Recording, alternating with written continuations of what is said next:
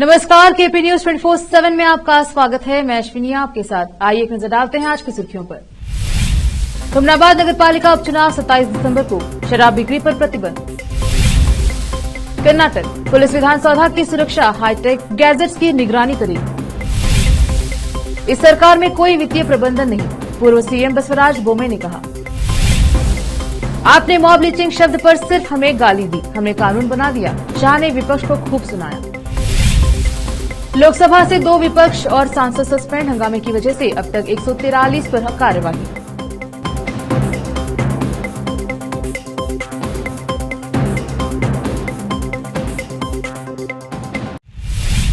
अब समाचार विस्तार से। इस माह की 27 तारीख को होने वाले बीदर जिले के हुमनाबाद नगरपालिका वार्ड नंबर 4 के उपचुनाव को निष्पक्ष तरीके से संपन्न कराने के उद्देश्य से धारा 135 के तहत अतिरिक्त जिला कलेक्टर और अतिरिक्त मजिस्ट्रेट सी लोक प्रतिनिधित्व अधिनियम 1951 और कर्नाटक उत्पादन शुल्क चार्टर समान शर्तें नियम 1967 के नियम 10B में निर्दिष्ट अधिकारी को सभी प्रकार के उत्पाद शुल्क लाइसेंसों को बंद करने के लिए मतदान के उद्देश्य से कार्यान्वित करके और हुमनाबाद नगरपालिका वार्ड क्रमांक 4 के अधिकार क्षेत्र में दिनांक 25 दिसंबर को शाम 6 बजे से 27 दिसंबर शाम 6 बजे तक शराब की बिक्री एवं परिवहन पर प्रतिबंध लगाते हुए ड्राई डे घोषित कर आदेश दिया है।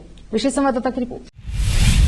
अटल बिहारी वाजपेयी फाउंडेशन बीदर जिले के राजनीतिक, सामाजिक, आर्थिक और शैक्षणिक प्रगति को ध्यान में रखकर काम करेगा। इस देश के अब तक के सबसे महान नेता और पूर्व प्रधानमंत्री अटल बिहारी वाजपेयी के नाम पर शुरू किया जा रहा है। यह फाउंडेशन बीदर जिले के व्यापक विकास के लिए एक दृष्टिकोण रखता है। आज बीदर में गुरुनाथ कुल्लूर की अध्यक्षता में अस्तित्व में आया। गुरुनाथ कुल्लूर इसके अध्यक्ष होंगे और वरिष्ठ दिग्गज विधायक सुभाष कुल्लूर, बीएस कुदरे, शरणप्पा सिक्किमपुरे इसके उपाध्यक्ष होंगे। बीदर शहरी विकास प्राधिकरण के पूर्व अध्यक्ष बाबूवाली को महासचिव, बसवराज आर्य, किरण पाटिल को सचिव, सोमनाथ पाटिल हुड़गी को कोषाध्यक्ष बनाया गया है। बसव कल्याण से पूर्व अध्यक्ष राजकुमार बिरादर सिरगापुर, भालकी से जिला पंचायत के पूर्व अध्यक्ष बाबूराव कारबारी, औरा से राजशेखर नागमूर्ति, प्रभुराव वासमते, हवा शेट्टी पाटिल, रवि मीसे, मंगला भागवत, बसवराज पाटिल निट्टूर, सचिव कुल्लूर सदस्य हैं। अटल बिहारी वाजपेयी फाउंडेशन के महासचिव बाबू वाली ने कहा कि आज जीके टावर कार्यालय में एक बैठक आयोजित की गई, जहां सभी ने बसवन्ना के चित्र पर श्रद्धा सुमन अर्पित किए और फाउंडेशन का पंजीकरण कराया। विशेष संवाददाता की रिपोर्ट। राज्य सरकार विधानसौधा में हाईटेक निगरानी उपकरणों की सुरक्षा और रखरखाव पुलिस को सौंपने की योजना बना रही है।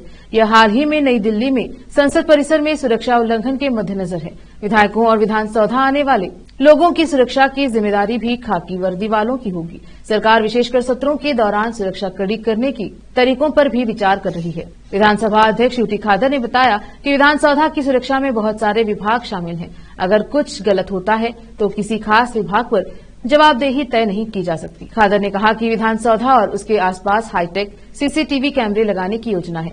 ऐसे कैमरे लगाने के लिए 10 से 12 एजेंसियां आगे आई हैं। जल्द ही पुलिस कर्मियों के लिए प्रदर्शन किया जाएगा। अब से हम पुलिस विभाग को जवाबदेह बनाने का प्रस्ताव कर रहे हैं। वे विधानसौधा में हाईटेक सुरक्षा उपकरणों की निगरानी करेंगे। पुलिस विभाग को आगंतुकों को जारी किए गए पास के लिए अंतिम मंजूरी देने की शक्तियां भी दी जाएंगी। स्पीकर यूटी खादर ने कहा, यह सुरक्षा का मामला है, इसलिए हम उन्हें शामिल कर रहे हैं। पूर्व सीएम बसवराज बोम्मे ने कहा कि जिस तरह से गारंटी लागू की जा रही है और विकास कार्य शुरू किए गए हैं, उसे देखते हुए यह स्पष्ट है कि राज्य सरकार वित्तीय प्रबंधन में बुरी तरह विफल रही है। राजस्व सृजन में कोई सुधार नहीं हुआ है। हर साल खर्च बढ़ने के कारण राहत के लिए आवंटन बढ़ना चाहिए, लेकिन इस साल इसमें कमी आई है। उन्होंने कहा कि विकास में कोई प्रगति नहीं हुई है और राज्य की आर्थिक स्थिति दिन ब दिन खराब होती जा रही है। सरकार से लोगों पर गारंटी के कारण पड़ने वाले बोझ को कम करने और विकास कार्यों के लिए अधिक धन उपलब्ध कराने की मांग करते हुए भाजपा नेता ने मुख्यमंत्री सिद्धरामैया से अपनी सरकार के प्रदर्शन की समीक्षा करने का आग्रह किया। कोई विकास कार्य नहीं होने से ऐसा नहीं लगता कि नई सरकार आ गई है। उन्होंने आरोप लगाया कि अधिकारी केवल झूठ बोल रहे हैं। रुकते हैं छोटे से ब्रेक के लिए, जल्द लौटेंगे ब्रेक के बाद।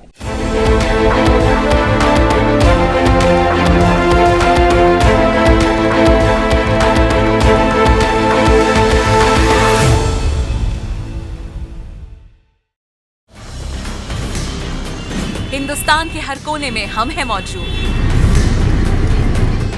24 घंटे हालात पर गहरी नजर, खबरों से जुड़े चुपते सवालात और आपको दिखाता है धार्मिक, सामाजिक, राजनीतिक, लोकल और इंटरनेशनल न्यूज की सबसे बेहतर कवरेज, जो आपको रखती है हर पल बाखबर। देश और दुनिया भर की खबर के लिए देखते रहें केपी न्यूज 24/7। ब्रेक के बाद स्वागत है आपका, देखते हैं समाचार। आपराधिक कानून संशोधन बिल पर बुधवार को लोकसभा में दिए गए अपने संबोधन में गृह मंत्री अमित शाह ने नए कानूनों से जुड़ी तमाम बातों को साफ कर दिया। उन्होंने कहा कि इस ऐतिहासिक सदन में करीब 150 साल पुराने उन 3 कानूनों में आमूलचूल परिवर्तन किया जा रहा है जिनसे हमारी आपराधिक न्याय प्रणाली चलती है। शाह ने कहा कि 1860 में बने इंडियन पीनल कोड का उद्देश्य न्याय देना नहीं बल्कि दंड देना था। उन्होंने सदन को बताया कि इस बार नए कानून के तहत मॉब लिंचिंग के लिए फांसी की सजा का प्रावधान किया गया है। गृह मंत्री ने अपना संबोधन शुरू करते हुए कहा, मेरे लिए बहुत सम्मान और गौरव की बात है कि आज मैं इस महान सदन के सामने 3 कानून लेकर उपस्थित हुआ हूं। ये ऐसा मौका है जब हमारा संविधान अगले वर्ष 75 साल पूरे कर लेगा। ये ऐसा मौका है जब अभी अभी इस संसद ने देश की मातृशक्ति को सदनों में 33% आरक्षण देने का कानून बनाया है। शाह ने कहा, इस ऐतिहासिक सदन में करीब 150 साल पुराने 3 कानून जिनसे हमारी आपराधिक न्याय प्रणाली चलती है, उन तीनों कानूनों में पहली बार मोदी जी के नेतृत्व में भारतीयता, भारतीय संविधान और भारत की जनता की चिंता करने वाले बहुत आमूलचूल परिवर्तन लेकर मैं आया हूं। संसद की सुरक्षा में चूक और विपक्षी सांसद के निलंबन के मामले पर आज फिर सदन के दोनों सदनों में हंगामा हुआ। लोकसभा में तख्तियां दिखाने और सदन की अवमानना करने को लेकर बुधवार को 2 और विपक्षी सदस्यों को संसद के वर्तमान शीतकालीन सत्र की शेष अवधि के लिए निलंबित कर दिया गया। सदन की अवमानना के मामले में अब तक कुल 97 लोकसभा सदस्यों को निलंबित किया जा चुका है। इससे पहले पिछले सप्ताह बृहस्पतिवार को 13 सदस्यों, सोमवार को 33 तथा मंगलवार को 49 सदस्यों को निलंबित किया गया। आपराधिक कानूनों से संबंधित 3 विधेयकों पर चर्चा के बीच में संसदीय कार्य मंत्री प्रहलाद जोशी ने विपक्ष के 2 सदस्यों सी थॉमस और एएम आरिफ का नाम लेकर उन्हें आसन की अवमानना को लेकर संसद के वर्तमान सत्र की शेष अवधि के लिए निलंबित करने का प्रस्ताव किया, जिसे सदन ने ध्वनिमत से पारित कर दिया। आरिफ मार्क्सवादी कम्युनिस्ट पार्टी के और सी थॉमस केरल कांग्रेस के सांसद हैं। कांग्रेस अध्यक्ष मल्लिकार्जुन खड़गे ने कहा कि जाति को हर मुद्दे में नहीं घसीटा जाना चाहिए। उन्होंने साथ ही यह सवाल भी किया कि क्या उन्हें हर बार राज्यसभा में बोलने की अनुमति नहीं मिलने पर यह कहना चाहिए कि दलित होने के कारण ऐसा हुआ है। राज्यसभा के सभापति जगदीप धनखड़ ने संसद परिसर में उनकी तृणमूल कांग्रेस के एक सांसद द्वारा नकल उतारे जाने पर नाराजगी जाहिर करते हुए उच्च सदन में कहा कि संसद परिसर में उनकी नकल उतारकर किसान समाज और उनकी जाति जाट का अपमान किया गया है। खड़गे ने संवाददाताओं से बातचीत में कहा कि सभापति का काम दूसरे सदस्यों को संरक्षण देना है, लेकिन वह खुद इस तरह का बयान दे रहे हैं। उन्होंने कहा, मुझे अक्सर राज्यसभा में बोलने की अनुमति नहीं दी जाती है।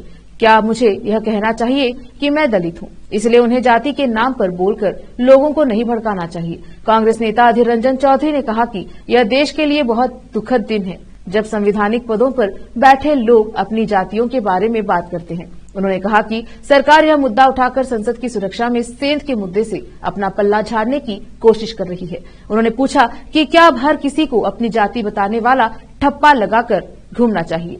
खड़गे ने सवाल किया कि संसद की सुरक्षा में सेंध के मुद्दे पर प्रधानमंत्री मोदी और गृह मंत्री अमित शाह ने दोनों सदनों में कुछ भी नहीं कहा, लेकिन संसद के बाहर उन्होंने अपनी बात रखी, तो क्या प्रधानमंत्री और गृह मंत्री को माफी नहीं मांगनी चाहिए।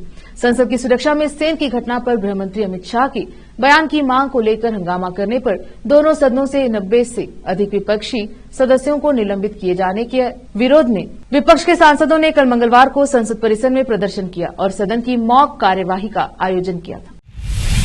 देश में कोरोना के मामले एक बार फिर तेजी से बढ़ रहे हैं। स्वास्थ्य विशेषज्ञों के मुताबिक ताजा मामलों में उछाल की वजह JN.1 सब वेरिएंट है। इन सब वेरिएंट के चलते संक्रमण तेजी से फैलता है। देश में कोरोना वायरस संक्रमण के 21 मई के बाद सबसे अधिक 614 मामले दर्ज किए जा चुके हैं, जिससे एक्टिव मरीजों की संख्या बढ़कर 2311 हो गई। केंद्रीय स्वास्थ्य मंत्रालय द्वारा आज जारी किए गए अपडेटेड आंकड़ों के अनुसार केरल में बीते 24 घंटों में 3 मरीजों की मौतों से मृतकों की संख्या बढ़कर 5,33,321 हो गई है, जबकि देश में कोविड-19 के कुल मामलों की संख्या 4.50 करोड़ है। 4,50,05,978 है। आंकड़ों के अनुसार इस बीमारी से उबरने वाले लोगों की संख्या बढ़कर 4,44,70,346 हो गई है और स्वस्थ होने की राष्ट्रीय दर 98.81% है। संक्रमण से जान गंवाने की दर 1.19% है।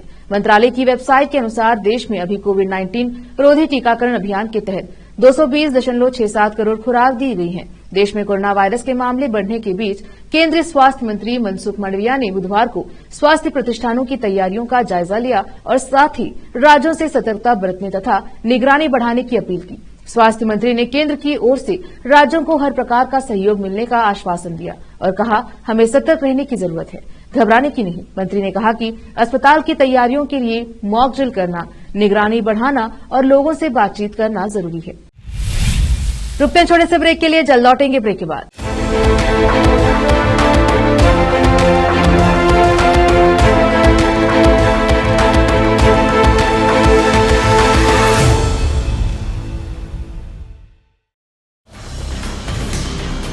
हिंदुस्तान के हर कोने में हम हैं मौजूद।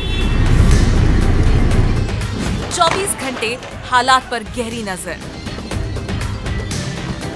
खबरों से जुड़े चुपते सवालात और आपको दिखाता है धार्मिक, सामाजिक, राजनीतिक,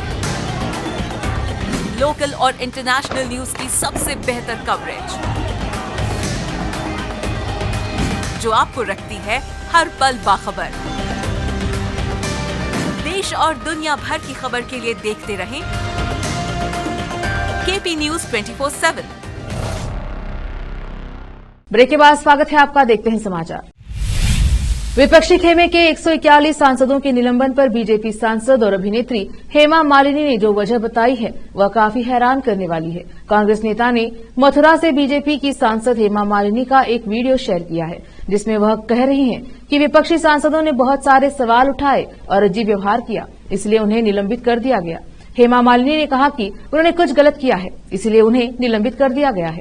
हेमा मालिनी ने कहा कि सभी को संसद के नियमों के अनुसार व्यवहार करना चाहिए। उन्होंने ऐसा नहीं किया और निलंबित हो गए, इसमें कुछ भी गलत नहीं है, यही सही है। उन्होंने कहा कि विपक्ष का एकमात्र लक्ष्य संसद को बाधित करना और मोदी सरकार की खिलाफत करना है।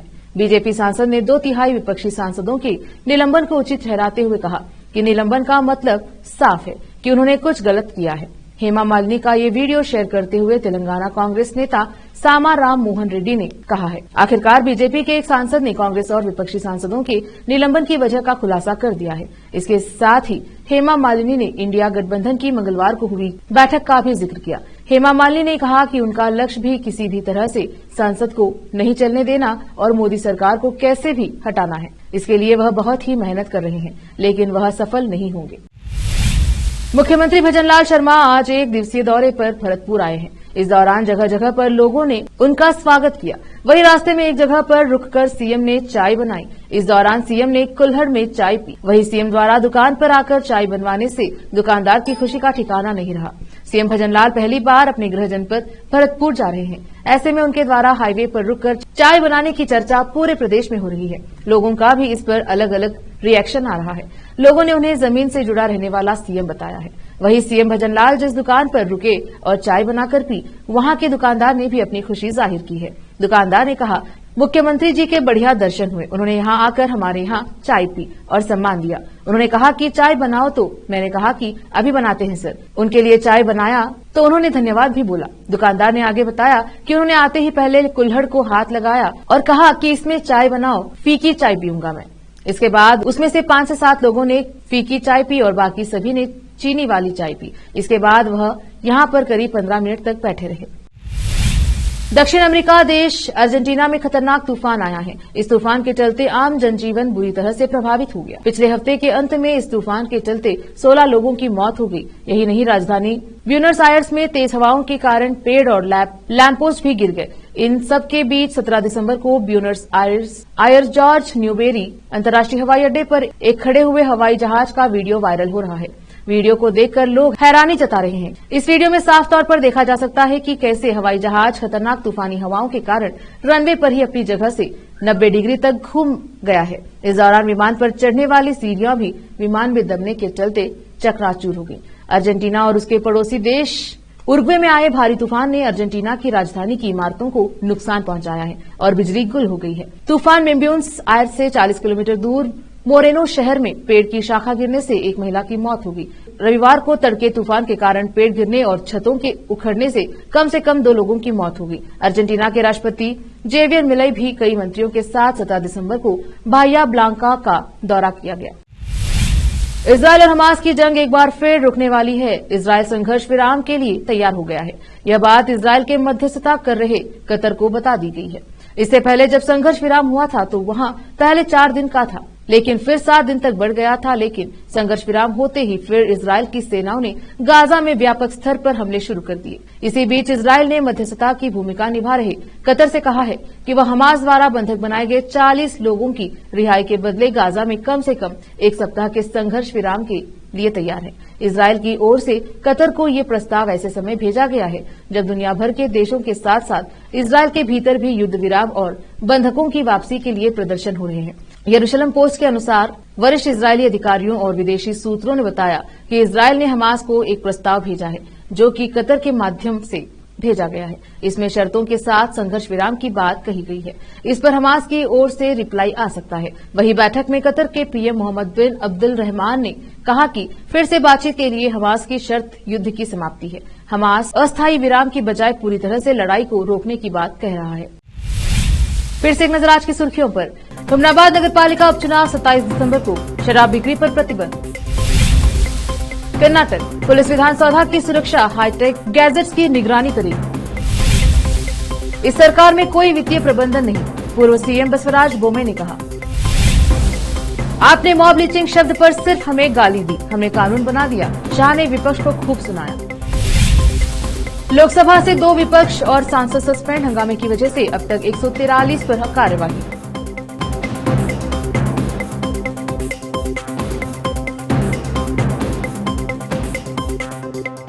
केपी न्यूज के बुलेटिन में आज इतना ही। देखते रहिए केपी न्यूज 24/7। धन्यवाद।